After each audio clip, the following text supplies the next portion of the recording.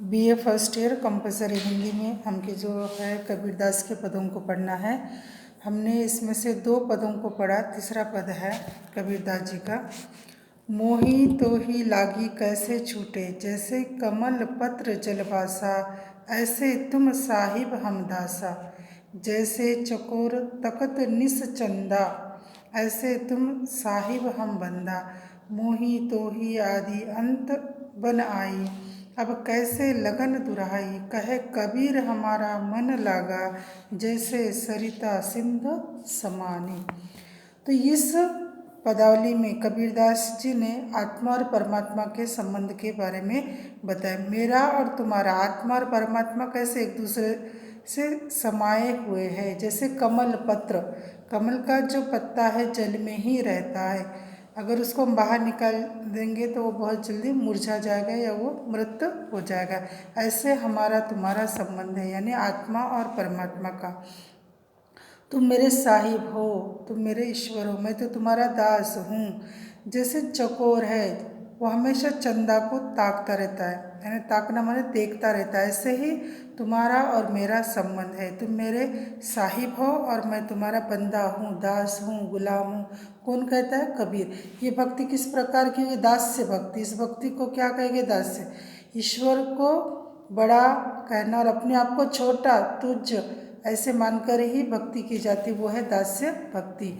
ईश्वर क्या है? परमात्मा, और हम क्या है? आत्मा। तो कबीरदास कैसे इस आत्मा को किस में समाना है? परमात्मा। मैं तुम में समाया हुआ हूँ।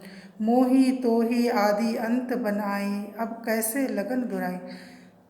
ये आत्मा अभी परमात्मा में विलीन हो जाएगी, अंत हो जाएगा, ऐसा समय आ गया। आत्मा परमात्मा में ही विलीन हो जाएगा। आदि अंत कुछ भी नहीं, सब कुछ क्या है? तो ईश्वर है। सब कुछ क्या है? तो वो परमात्मा है।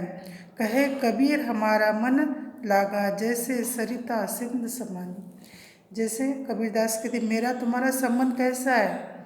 मेरा मन कहाँ लग गया? परमात्मा में लग गया। तो कैसा है? ये जो नदियाँ है बहकर कहाँ जाएगी? अंत में सागर में ही समाएगी। सारी नदियों का विलीन कहाँ हो जाएगा?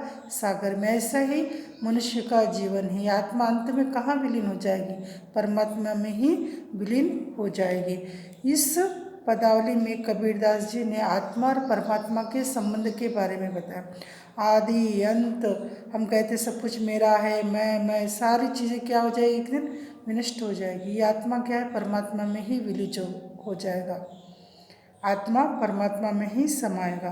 कबीरदास कहते मेरी जो आत्मा है वो तुमसे लग गई, मैं तुम्हारे बिना रह नहीं सकता। जैसे कमल पत्र जल के बिना नहीं रह सकता, चकोर जो पक्षी है चंदा को ही ताकता रहता है। आदि अंत सब कहाँ है? सब तुम में ही समाया हुआ है। फिर अंत में वो कहते हैं मेरा मन तो तुमसे ही लगा, ईश्वर से ही लग गया।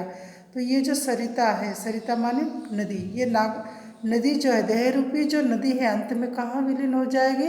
परमात्मा में ही विलीन हो जाएगी। तो ये होगी उनकी जो तीसरी जो है पदावली।